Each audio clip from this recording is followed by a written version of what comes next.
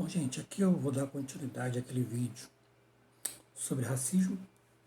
Faltou algumas coisas, né, que a gente estava discutindo e algumas das definições dos vários tipos de racismo existentes que a gente estava comentando. E aí aquele vídeo ficou com meia hora. Aí eu vou iniciar esse daqui com uma paródiazinha que... uma parábola, vamos dizer assim, de futebol em relação ao racismo. Falei bastante no vídeo anterior, 13 de maio, 13 de maio, 13 de maio, que aboliu a escravatura e a gente continuou desumanizado aqui no Brasil em relação à cor da pele da gente. Então, essa parábola é com futebol, já que a gente iniciou, se não me engano, acho que eu até falei errado o nome dele. A gente iniciou não, né? A gente comentou um dos casos de racismo, os inúmeros existentes aqui no Brasil, do Márcio Chagas da Silva, ex-árbitro. Chamei no outro vídeo ele de Marcos. Então, a parábola é a seguinte, que tem a ver justamente com essa abolição da escravatura e o caso da história do Brasil. Imagina um jogo de futebol. A situação da... Imagina um jogo de futebol onde um time está jogando e de repente sai um gol e esse gol ele é roubado. Tem aquela discussão, todo mundo discute, gol roubado, pá. Mas o jogo prossegue. 1-0. Segundo gol. 2-0. Outro gol roubado. Outro gol injusto. Novamente, reclamações. Muitas reclamações. Várias reclamações. E o jogo segue. 2-0 de maneira injusta. Roubado pra caramba. De repente sai um terceiro gol. Roubado novamente. Um time está claramente sendo ajudado. Novamente reclamações. 3-0 e o jogo segue. É dado um intervalo no 13 de maio. É dado um intervalo e todo mundo discute o que fazer. Não tem como a coisa toda continuar sendo roubada. O que a gente faz? Tira o árbitro. Tira o árbitro e coloca outro no lugar. Coloca outro árbitro no lugar e segue o segundo tempo. Mas e os 3 gols roubados? Aí você corre atrás.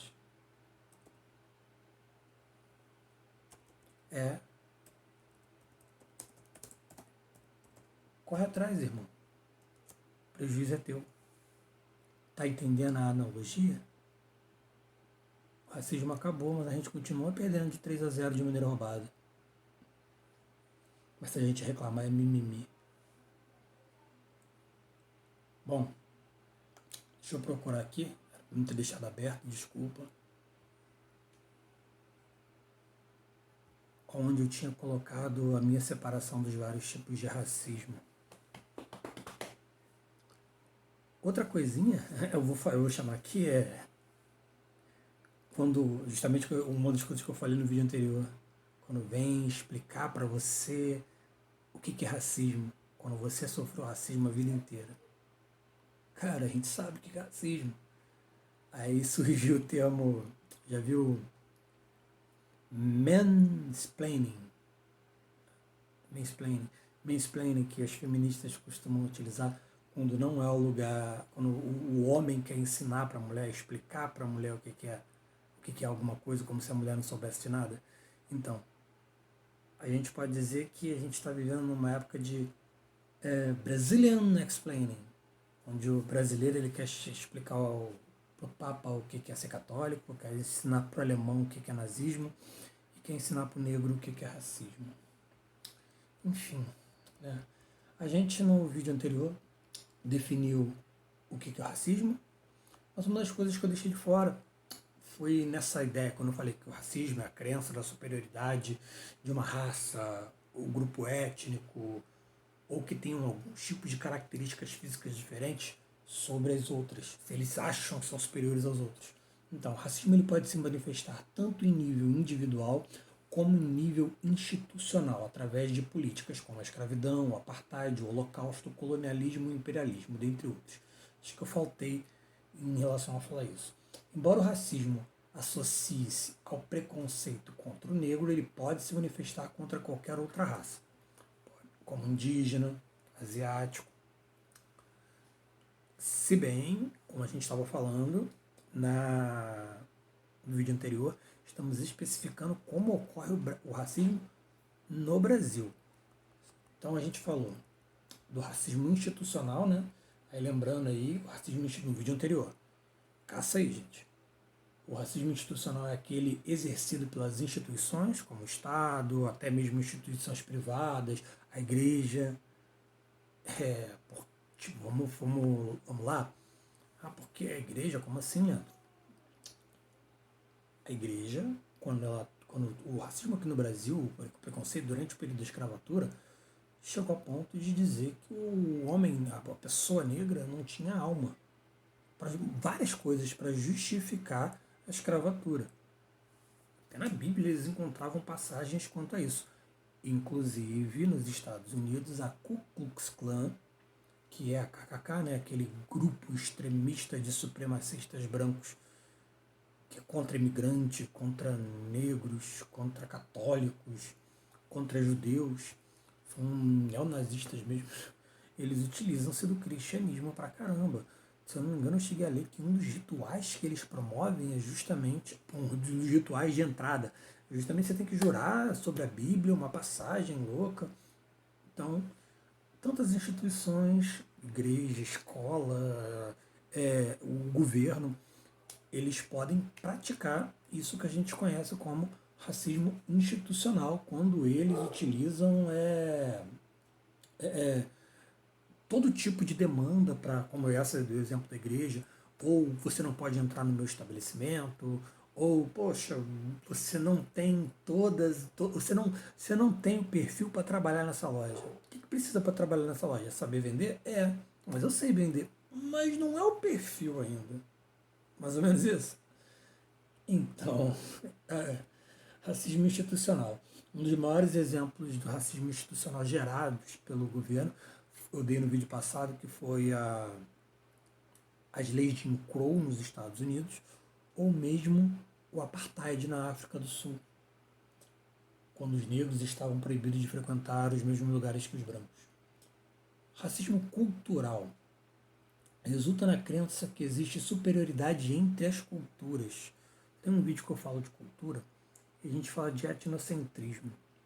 Gente, o que ocorre é que você não pode julgar uma cultura. As culturas são diferentes, mas uma não é superior do que a outra.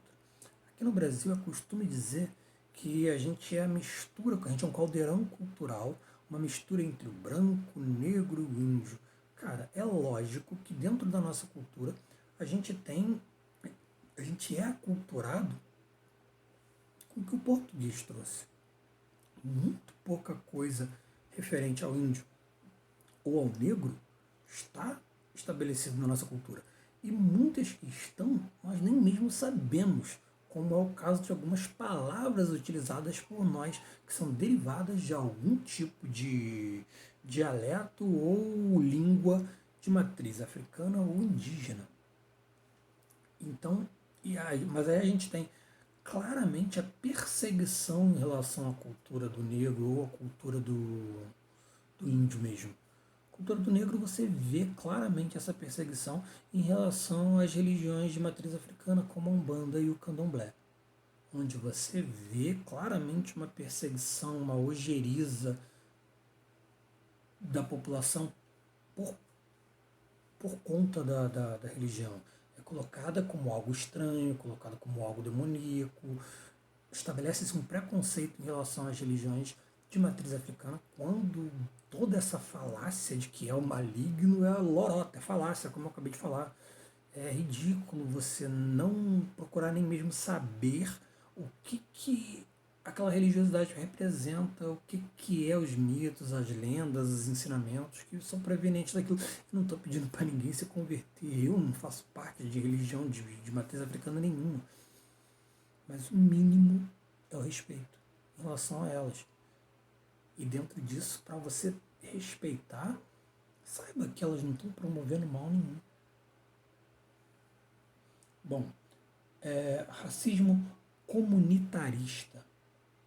Né? Vamos lá, terminando o racismo cultural, religião, costume, língua. O racismo cultural foi usado como justificativa para colonizar e dominar territórios desde a antiguidade, além do espaço vital, explicado em outros vídeos aí do Friedrich Hatzel, falando sobre o espaço vital. Procurem nos vídeos de geografia.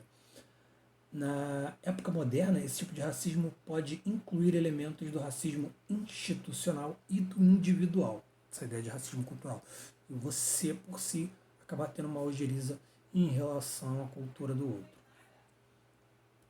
Racismo comunitarista, como eu estava falando, o conceito de comunitarismo ganhou força nos anos 80, em contraposição ao individualismo.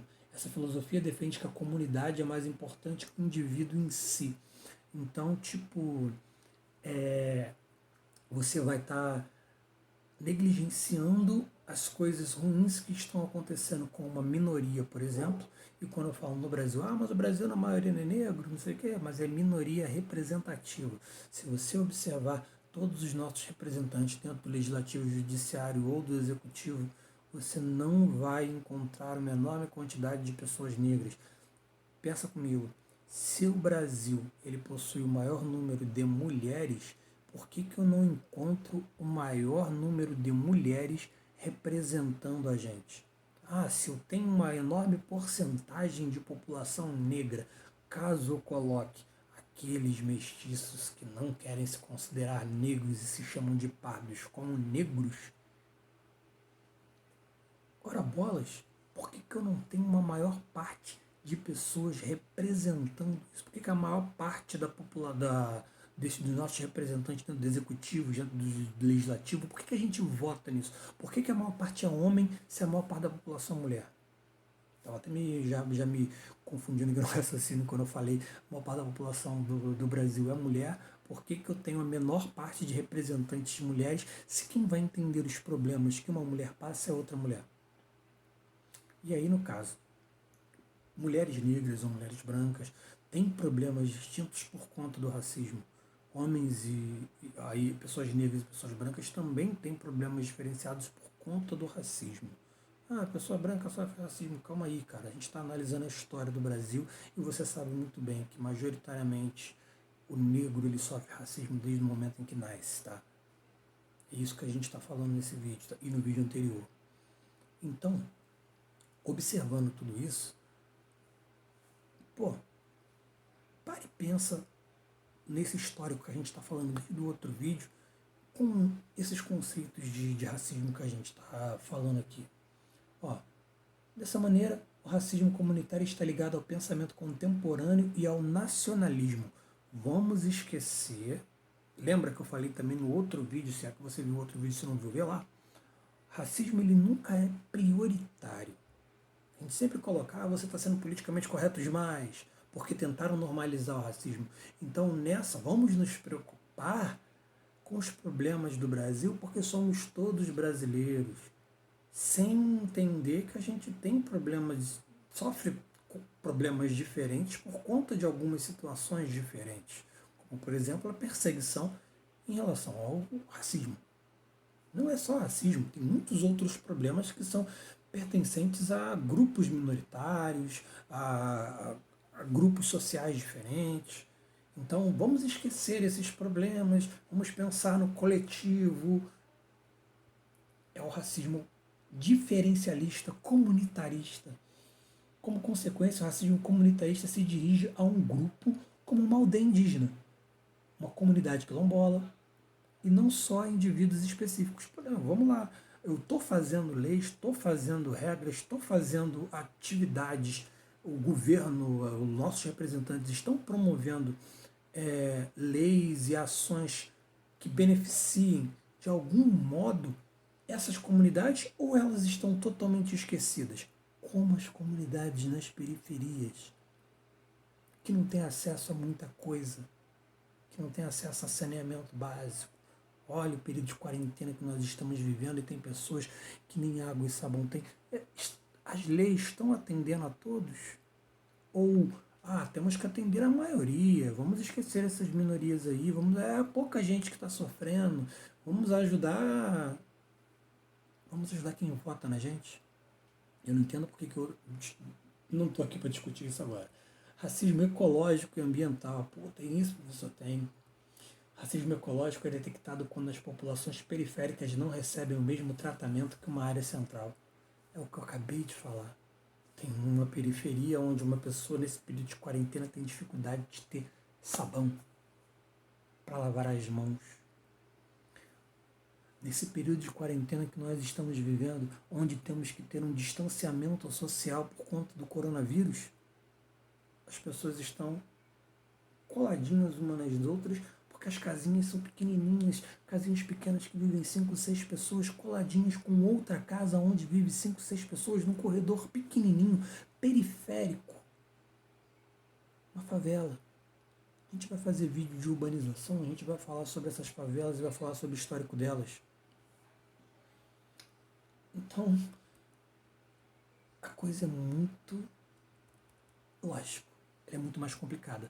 Por isso a gente tem, desde sempre, movimentos negros pelo mundo. O negro luta por ele mesmo desde sempre. Os quilombos estão aí provando isso. Por isso que a gente não comemora tanto o 13 de maio e comemora o dia da consciência negra. O dia de Zumbi. Zumbi teve escravo, Zumbi não sei o que. Cara, quilombo é resistência contra aquilo que o negro estava sofrendo. Várias das manifestações históricas pouco estudadas em sala de aula em relação aos movimentos negros, que não estou falando do movimento só, não estou falando dos movimentos negros contemporâneos só, não, nesse sentido, o negro, esqueci o nome do outro, tá na cabeça aqui, caraca. Não estou falando. Historicamente, Estados Unidos, a gente tem, por exemplo, as Panteras Negras, mas aqui no Brasil, estou falando de Brasil, a gente tem a Revolta da Chibata, liderada por um negro, João Cândido, herói negro brasileiro. A gente tem Luiz Gama, que lutou contra a escravatura, e sim, a gente tem Zumbi. Sim, a gente tem Dandara. Sim, a gente tem figuras negras que lutaram, sim. Zumbi não é falso herói porcaria nenhuma. Ele liderou um quilombo, o tio dele, Gangazumba. Ele matou Gangazumba e Veneno. Gente, um monte dessas coisas, essas especulações. Não se tem.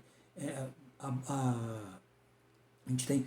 A gente tem documentos que vão provar certas coisas, outras coisas não, mas um monte de relatos que ninguém estava lá para registrar o que estava acontecendo, como é que era a vida no quilombo. A gente tem estudos sobre tudo isso. Não vamos pegar, aí tem aqueles camaradas que criam, por exemplo, aqueles guias dos politicamente corretos, os jornalistas que querem dar uma de historiadores, e nada contra jornalistas, nada contra jornalista que queria escrever um livro de história, mas não seja tendencioso, como o meu xará Narlote, lendo lá, com aqueles guia politicamente correto da América do Sul, guia politicamente correto do Brasil, guia politicamente correto do mundo, politicamente correto. Vamos lá, falar de política, falar de o politicamente correto, mimimi, vitimismo, tudo isso é maneira da gente de tentarem limar a voz de quem está reclamando dos males que estão acontecendo. Então, as pessoas denominadas racistas baseiam-se na ideologia da superioridade racial. Essas ideias ganharam força no século XIX através do positivismo. A gente vai ter, não sei se eu falei em algum vídeo sobre positivismo, positivismo, materialismo. A nossa bandeira tem símbolo positivista. Não é que o positivismo seja exatamente racista, mas como eu estou colocando aqui, tem um lado de puxar aí. Positivismo vai pensar em razão, em lógica, em ciência, vamos lá, vamos ter um vídeo sobre isso. E mais tarde, no século XIX, foram aproveitados com fascismo, que tem se falado muito aí, o pessoal falando lá na internet, colocando antifascista. Vamos falar depois de um vídeo específico sobre fascismo. Mesmo com todos os estudos indicando que a raça de um indivíduo não tem relação com inteligência ou caráter, certas pessoas continuam a acreditar nisso. O pior é quando essas pessoas se reúnem e começam a tomar atitudes violentas contra os grupos que elas classificam como inferiores, como a citada Ku Klux Klan. Alguns movimentos racistas pelo mundo atual são neonazistas, que tem aqui no Brasil, tem reportagem neonazista em Niterói, aqui no Rio de Janeiro, a galera que tem sido presa, e skinheads. Vamos lá, façam um estudo sobre skinheads lá de Jamaica, de não sei o quê. Tem um grupo específico aqui de skinhead que eu estou falando. Esses grupos perseguem, espancam e matam pessoas consideradas diferentes, seja pela raça, cor, cultura ou até mesmo preferência sexual e religiosa. É importante esclarecer que o racismo ele acontece dentro de um contexto histórico específico. Assim, nem todo insulto, embora seja sempre uma atitude condenável, um bullying, será considerado racismo. Então, meio que chamar o branco de palmito, de leite azedo, não se caracteriza exatamente como racismo, conforme a gente tem tido no vídeo anterior e nesse vídeo tentando explicar toda a estrutura de racismo, principalmente como ela funciona aqui no Brasil. Então, a razão é que no mundo moderno e contemporâneo os brancos não foram subjugados nem tratados como escravos. Ah, mas o branco foi escravizado. Gente, eu estou falando do momento do recorte histórico. Vou ler de novo aqui. Ó. A razão é que no mundo moderno e contemporâneo, então o histórico de escravidão do negro ele é recente, as consequências estão aqui até os dias atuais. E se falarmos de Brasil, em nenhum momento o branco foi colocado em posição de inferioridade aos demais, aos negros ou povos indígenas. Então, igualmente, não são tratados de maneira diferenciada, sistemática, nos ambientes como publicidade, faculdade e locais de trabalhos de maneira geral. Tá lendo? Como que a gente combate o racismo? Enfiando a porrada no calma. Racismo deve ser combatido diariamente. Primeiro, em atitudes individuais, pensando, estudando, entendendo. E depois,